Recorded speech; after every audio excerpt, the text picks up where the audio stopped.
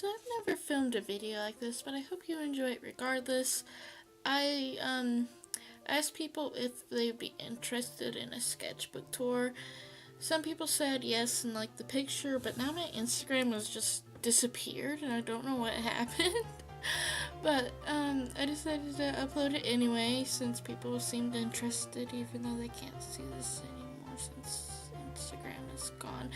But I did print out stuff and to inspire me, but I wrote down the usernames of where it came from. So if you see something, then that's where it came from. And I put stickers and to-do lists and all kinds of stuff like that in my sketchbook usually.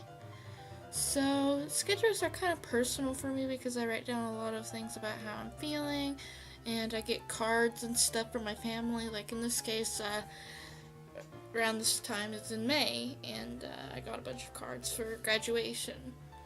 And so a lot of the stuff in here was just me talking about graduating and stuff like that. And some of the stuff like this page was from art project concepts, and there's Inktober concepts, me talking about how my day went with my friends at a festival in town, and I did use stamps to mark down which pages came from where, and I also used nail polish on some page, actually, just the really sparkly kind that's clear, like on that page. And I used markers and all kinds of stuff. So basically, sketchbooks should just be anything you want it to be, I think. And this is what a sketchbook is for me.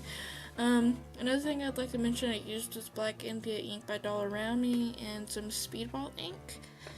And there's also these Crayola paint markers I used. And there's a bunch of sketches in here, and I think that I'm more close to where I want to be with my sketchbooks. I want to practice more instead of just cranking out finished pictures in my sketchbooks. And I know there's no other sketchbooks to base it off of on my channel yet, but yeah, I think this is a lot better than just doing finished pieces all the time, and it gives me a little break and also teaches me more about thinking where my pieces are going.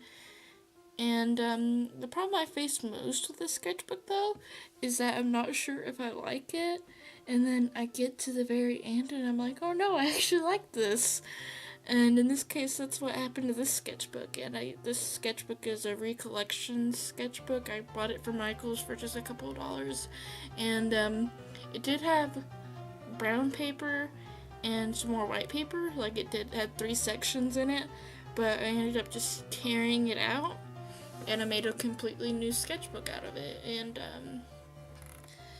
that sketchbook I'll finish eventually, since I'm working in a bigger sketchbook for next time. So you'll see that eventually, I hope. And the brown pages, I used one in my bullet journal recently, and I can use that anywhere I want, basically.